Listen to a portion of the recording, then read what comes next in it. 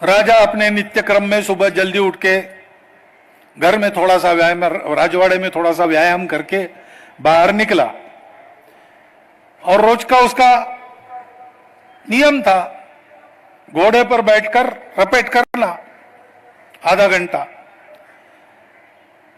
अगले ही दिन एक नया घोड़ा लाया था, दूर से अरबस्तान से वो घोड़ा लाया गया था। पंचलक्षणी सुंदर अश्व था, बहुत सबल था। राजा उस पर बैठा, उसने एड़ी लगाई लेकिन घोड़ा हिलने को तैयार नहीं। लाख प्रयास किए, घोड़ा हिल ही नहीं रहा है, अड़ गया। चलो आज अपना नियम टूट गया, कल डबल रपेट करेंगे, ऐसा सोच के राजा वापस आया, स्नान वगैरह करके नाश्ते के लिए बैठ गया। देखता है तो नाश्ते में जो रोटियां थी सब जल गई थी।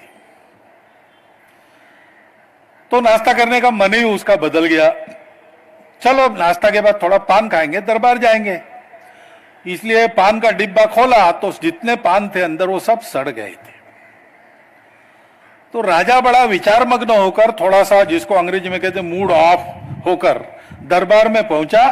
जैसे ही स्थानापन्न हुआ, प्रधान जी को उसने एक ही प्रश्न पूछा, प्रधान जी बताइए घोड़ा क्यों अड़ा, रोटी क्यों जली, पान क्यों सड़ा। अब किसी को कुछ समझ में नहीं आया। अब चलने लगा प्रश्न, और राजा एक ही प्रश्न पूछे, घोड़ा क्यों अड़ा, रोटी क्यों जली, पान क्यों सड़ा। अब दरबार का काम समाप्त ही नहीं हो, इसका उत्तर ही नहीं मिले। फिर कोई एक बूढ़ा अनुभवी था राजधानी के शहर में, समझदार आदमी इसलिए प्रसिद्ध था, उसको बुला के लाया। उसने राजा का प्रश्न सुना और उसने कहा महाराज इसका उत्तर है, घुमाया नहीं इसलिए।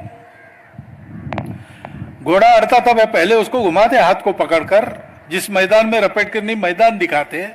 वो जब तक मैदान पता नहीं होता तब तक वो हिम्मत नहीं करता है। घोड़े को घुमाना पड़ता है, रोटी सेकते समय उसको भी घुमाना पड़ता है, पलटना पड़ता है, नहीं तो जल जाती है। और पान खाने वाले लोग जानते हैं, पानदान में पान रखना है तो उसको बार बार पलटना पड़ता है, घुमाना पड़ता है। तो घुमाया नहीं, इसलिए सब प्रश्नों का एक ही उत्तर है। वैसे हम जैसे भी आज है ऐसे क्यों है? हमारी स्थिति बदली, देश की भी स्थिति बदली। हम जागरूक नहीं थे, तब गुलाम थे।